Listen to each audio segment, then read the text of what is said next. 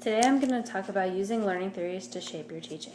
So today I'm going to talk about 3 different learning theories: information processing, constructivism, and behaviorism. So it's important to know that not just one of these learning theories impacts your students' learning, but multiple of them influence the classroom environment.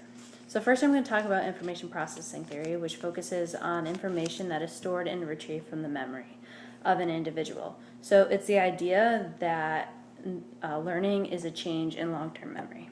And this can generally be seen in an information processing model. So first, stimuli enters the sensory register, which generally holds information for a very short period of time, only about 2 seconds, but it can hold an infinite amount of information. Then that information that is still there with focused attention, even though we can only focus on a limited amount of things at a time, goes into working memory. However, in this step, some information is lost. But the information that it makes it to the working memory is processed there. And the working memory can hold 7 plus or minus 2 things, although according to more modern research, it's only about 4 things. And the working memory holds information for about 5 to 20 seconds. So this is the information that we are conscious of and that we know we are thinking about at a certain time. So then we store things in our long-term memory through encoding, and then we retrieve it through a process called retrieval. So when we encode the memories, we make connections with things that are already there in our long-term memory. And we do just about the same thing when we retrieve the memory. We use things called retrieval cues, which access parts of our brain, and they remind us of little things that may be able to pull out more information than we remembered was there. So one example of information processing theory applied in the classroom is rehearsal, which is when students rehearse over and over and over again certain information and attempt to learn it. However, this isn't necessarily an effective process because oftentimes students don't really get a deeper understanding. So another way that information processing theory is applied is through visual imagery, which is basically when students get a visual image of a certain thing they're supposed to be mastering. So my example is a swimming stroke, so a breaststroke. You could tell students to imagine it like a frog kicking through the water based on the leg and arm movements. Okay, so the next topic we're going to talk about is constructivism, which is that humans generate knowledge and its meaning is shaped by an individual and their social experiences. So learners are centrally involved in their own learning, which they create through questions, exploring, and assessing what they already know. So their knowledge is also shaped by perspective and prior experience. And in constructivism, the learning process itself is the most important. Therefore, the right or wrong answer doesn't matter. It's how they got to the answer that matters. So the teacher then should seek and value students' opinions, challenge students' ideas, create relevance in their lessons, build lessons around big ideas, and assess students in context of daily teaching. This allows the students to do more of the learning and also give the teacher a better sense of what the students want to learn and how they are learning. Constructivism also provides benefits such as your students enjoy learning more than other classroom methods. Education is best when it focuses on thinking and understanding. Learning is transferable, so it's not just affecting one environment. It can be, this new learned knowledge can be transferred to other parts of life and other various contexts. Students have ownership of what they learn, so they really feel like they are the ones doing the learning.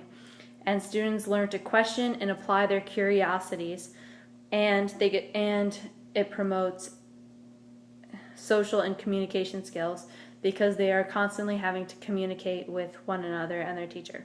So there are 3 constructivist design models. The first is the learning cycle, which is in 3 steps. There's discovery phase, the concept introduction lessons, and concept application. So this is when the students are able to discover what they want to learn it, and then apply that concept to a certain situation. And there's the multi-step model that was developed by George W. Gagnon Jr. and Michelle Callaway. And the third is the information construction model, or known as the ICON model, which is broken into 7 different stages: observation, interpretation, construction, contextualization, cognitive apprenticeship, collaboration, multiple interpretations, and multiple manifestations. So there are also several ways to apply constructivism to the classroom. Teachers can pose problems that are relevant to their students, structure learning around essential topics, so not little finite ideas, but big ideas. Be aware of students' point of view, which is very essential, and adapt curriculum to address students' ideas and developments. So in a constructivist classroom, learning is continually constructive, active, reflexive, collaborative, and always evolving. The final topic I'm going to talk about today is behaviorism, which is the idea that the learner's past and present environment, including social contexts such as families, communities, cultures, and societies, influence how learners behave and think. Therefore, behaviorists believe that learning is essentially a change in one's behavior. In behaviorism, there is the idea that some stimuli lead us to behave in certain ways, while the then acquired behaviors lead to desired results, or they lead us to avoid unfavorable circumstances. So this idea is supported by operant conditioning, which there are 4 types. There's positive reinforcement, negative reinforcement, positive or presentation punishment, and negative or removal punishment. In positive reinforcement, there's the addition of a stimuli in order to increase the frequency of a desired result. In negative reinforcement, it's the removal of a stimuli in order to increase a desired response.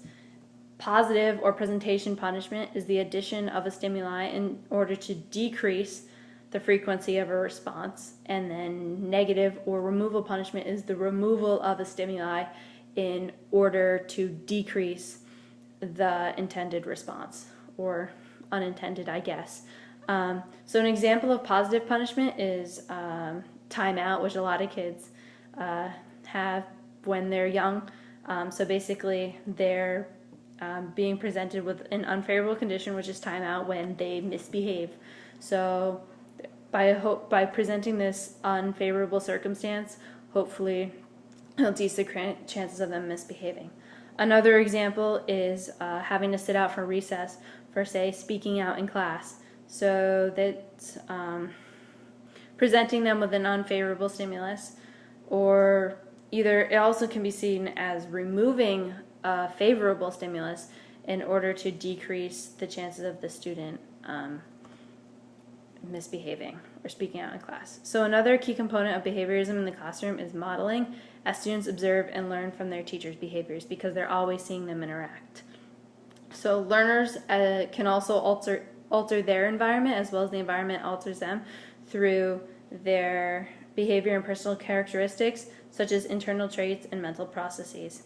Teachers can then encourage productive students' behavior by creating conditions that elicit desired response, reinforce productive behaviors rather than the unproductive ones, model desired behaviors, and provide other role models, because it's essential that students are learning from others as well, because they connect with different people and look for different qualities in different people, especially when the models relate more towards them or they think they do. And also have students practice new behaviors and skills in different contexts. Teachers can also aid effective cognitive processes by providing physical and cognitive tools to help students work and think more effectively, and encourage student dialogue and collaboration. The final important component of behaviorism is the development in a classroom of creating a community of learners, which is the classroom in which teacher and students actively and collaboratively work to create a body of knowledge and help one another learn. So it's really that learning is a collaborative task. It's not just single-ended or single-sided for either the teacher or the student. So through these 3 learning theories, we can see that they're very distinct and different in some cases, similar in others, but applied together, they can help aid learning in the classroom and give the teacher a more productive class and allow the students to learn even more information.